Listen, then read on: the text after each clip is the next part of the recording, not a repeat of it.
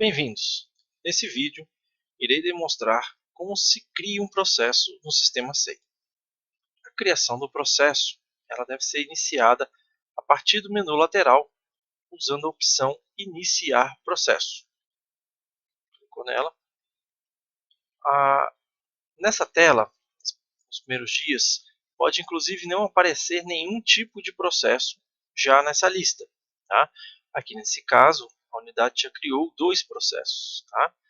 Para você ver todos os processos que existem no sistema SEI e que estão disponíveis para criação no sistema, você precisa clicar apenas nesse botãozinho verde, chamado Exibir todos os tipos. Clicou nele, você poderá visualizar a lista de todos os tipos de processo que existem no sistema SEI e que estão à disposição para a sua criação. Tá? Para facilitar a vida do usuário, existe aqui em cima um sisteminha de pesquisa e que se você começar a digitar alguma coisa, como por exemplo, gestão documental.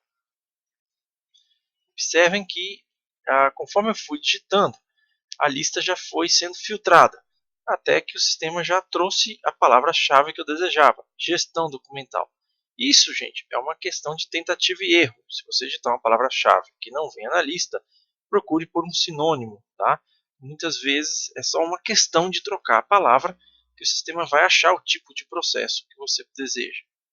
Se você já estiver satisfeito com o tipo de processo localizado, basta clicar com o mouse sobre o tipo de processo.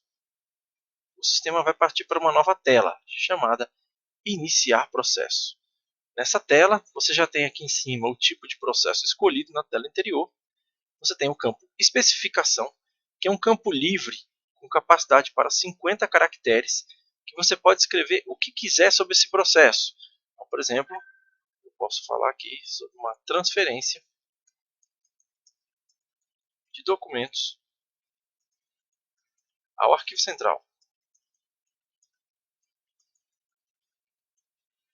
É muito importante que esse campo sempre seja preenchido, uma vez que ele complementa o que é o tipo de processo. É uma informação a mais sobre o processo. Tá, gente? O próximo campo, classificação por assunto, ele já é automático. Quando você escolheu o tipo de processo na tela anterior, o sistema já classificou automaticamente esse processo. Então o usuário não precisa se ater muito a ele. Vamos passar para o próximo, o campo interessado. O campo interessado, pessoal, você vai começar a digitar, por exemplo, uma palavra qualquer ou o nome de uma unidade, assessoria. Observe que conforme eu fui digitando, o sistema já foi filtrando. Tá? Então sempre digitem devagar para ver que resultado o sistema traz para vocês. Todos os usuários do sistema, assim como todas as unidades, já são automaticamente cadastradas como interessados. Então você não precisa criar um novo interessado para uma unidade ou um novo interessado para alguém que já é usuário do sistema. Fiquem atentos a isso. Tá? Achou a unidade que você deseja cadastrar como interessado, basta clicar com o mouse que ela já é automaticamente associada. Sempre tem uma dúvida, eu posso associar mais de um interessado? Com certeza. Então vamos pesquisar aqui o nome Ana Paula. Achamos várias Ana Paula. Escolho uma delas, pronto, já associei mais de um interessado ao processo. E se tivesse uma empresa associada como interessada nesse processo e ela não está cadastrada no sistema? Vamos usar aqui como exemplo uma empresa chamada SOS Docs, por exemplo. Observem que ela não está cadastrada no sistema. Eu posso apenas complementar o nome dela. E se eu apertar a tecla Enter, vem a opção Nome inexistente. Desejo incluir. Se eu marcar OK, o nome da empresa SOX Docs já está cadastrada no sistema SEI e disponível para outros usuários também associarem essa empresa como interessado em outros processos. O campo Observação dessa unidade é um campo opcional, mas ele é um campo que pode agregar mais informações. Ele é uma informação restrita à sua unidade. Outros setores acabam não podendo alterar essa informação, mas elas podem ver, tá bom? Então você coloca o que você quiser falar sobre esse processo. Como, por exemplo, você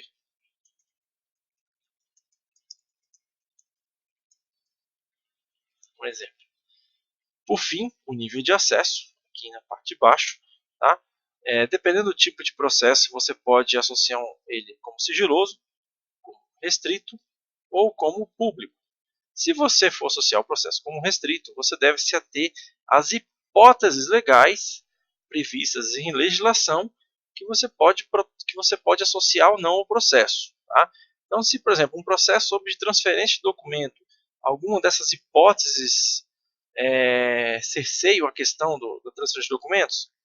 Nenhuma. Então, não é um assunto passível de ser classificado como restrito. Tá? Então, vamos deixar ele como público e clicar aqui em salvar.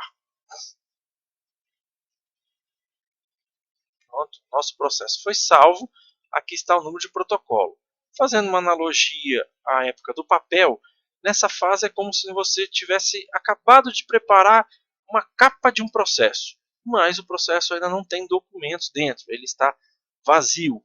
Por isso, nessa fase de processo, ele é um processo que, inclusive, pode até ser eliminado do sistema. Por exemplo, existe uma função aqui chamada excluir.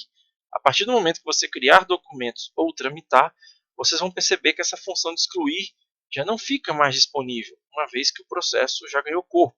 Ele já teve informações associadas que não podem mais ser excluídas. Tá?